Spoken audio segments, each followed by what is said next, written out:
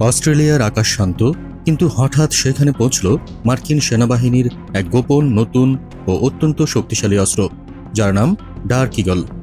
এটি একটি hypersonic missile, যেটি এখনও পরীক্ষামূলক, কিন্তু আসল বিষয় হল এটির আগমনই সারা এশিয়ায় শোরগোল তুলল। চীনা কর্মকর্তারা উদ্বেগ প্রকাশ বলল এটা প্রশান্ত মহাসাগরীয় স্থিতিশীলতা নষ্ট করতে পারে। ডার্ক ঈগল বা লং রেঞ্জ হাইপারসোনিক ওয়েপন মূলত দুটি স্তরের কঠিন জ্বালানি বুস্টার দিয়ে তৈরি। প্রথমে এটি হাই পার্শ্বে ওঠায়, তারপর গ্লাইড বডি আলাদা হয়ে লক্ষ্যবস্তুতে চলে যায় ঘন্টায় প্রায় ৩,৮০০ মাইল গতিতে। ধারণা করা হচ্ছে অস্ট্রেলিয়া থেকে এটি মাত্র ১৫ মিনিটে চীনের গুরুত্বপূর্ণ সামরিক কেন্দ্রগুলোর নাগালে পৌঁছাতে পারে। এই সিস্টেমকে মোবাইল রাখার জন্য ভারী ট্রাকে বোঝাই করা হয়। ৪টি ট্র্যাকের ব্যাটালিয়ন, প্রতিটিতে ২টি করে মিসাইল, মোট ৮টি মিসাইল একসাথে স্থাপন করা যায়। লক্ষ্য হল সিস্টেমকে টিকে থাকা এবং দ্রুত অবস্থান পরিবর্তন করতে সক্ষম করা। তবে সমালোচকরা বলেন এত বড় ট্রাক ও মিসাইল লঞ্চার সহজে স্যাটেলাইট ও গোয়েন্দা নজরে আসে। গ্লাইড বডি একটি সাধারণ ব্যালিস্টিক পথ অনুসরণ করে না। এটি উচ্চ বায়ুমণ্ডলে নিজের উড্ডয়ন ও নিয়ন্ত্রণ ব্যবহার করে প্রতিপক্ষের প্রতিরক্ষা এড়িয়ে চলে। যাত্রাপথে হঠাৎ উচ্চতা পরিবর্তন বা দিক পরিবর্তন সম্ভব, যা প্রতিপক্ষকে ধাঁধা দেয়। কল্পনা করুন, এটি মাদেন বা কল অব ডিউটি খেলায় একদম নিখুঁত স্লাইড ট্যাকল বা জুক বাটনের মতো। চীনের প্রতিরক্ষা ব্যবস্থাও এগিয়ে আসছে, তবে এমন অস্ত্রের উপস্থিতি তাদের হিসাব নষ্ট করে দেয়।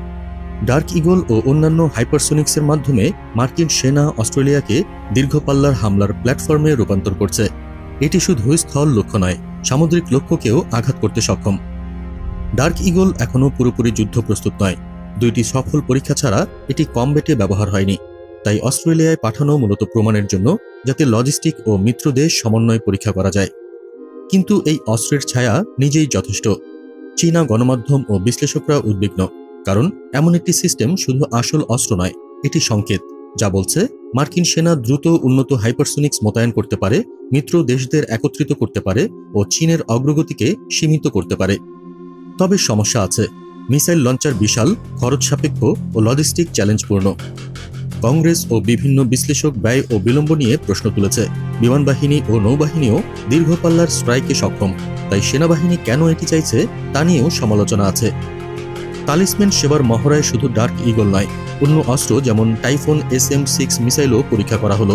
এটি প্রথমবার মূল ভূখণ্ডের বাইরে ব্যবহার হলো। একসাথে এই ২টি অস্ত্র দেখালো মার্কিন বাহিনী প্রশান্ত মহাসাগরে কিভাবে স্তরযুক্ত দীর্ঘপাল্লার হামলার ক্ষমতা তৈরি করছে। এদিকে চীনও বসে নেই। তারা DF-17, DF-27 হাইপারসোনিক্স, রেড ফ্ল্যাগ 19 প্রতিরক্ষা ব্যবস্থা ও স্পেস ভিত্তিক নজরদারি সম্প্রসারণ করছে। এভাবে চীনের নিজস্ব প্রতিরক্ষা ব্যবস্থা তৈরি হচ্ছে। স্ট্র্যাটেজিকভাবে ডার্ক ঈগলের উপস্থিতি অস্ট্রেলিয়ায় চীনের হিসাবকে জটিল করে। এটি দেখায় মার্কিন সেনা হাইপারসোনিক্স দ্রুত এগিয়ে নিয়ে যেতে পারে, মিত্রদের সঙ্গে সমন্বয় করতে পারে, আর চীনের সামরিক পরিকল্পনা জটিল হয়ে যাচ্ছে। কিন্তু সবশেষে যেটা মনে রাখতে হবে, গেমটি কেউ জিতছে না। অস্ত্রের উপস্থিতি, ছায়া বা পরীক্ষা সবই কেবল রাজনৈতিক ও সামরিক সংকেত, এবং ডার্ক ঈগলই এই সংকেত পাঠাচ্ছে, শুধু ভয় দেখাচ্ছে, কিন্তু এখনও অগ্নি পরীক্ষা দিতে বাকি।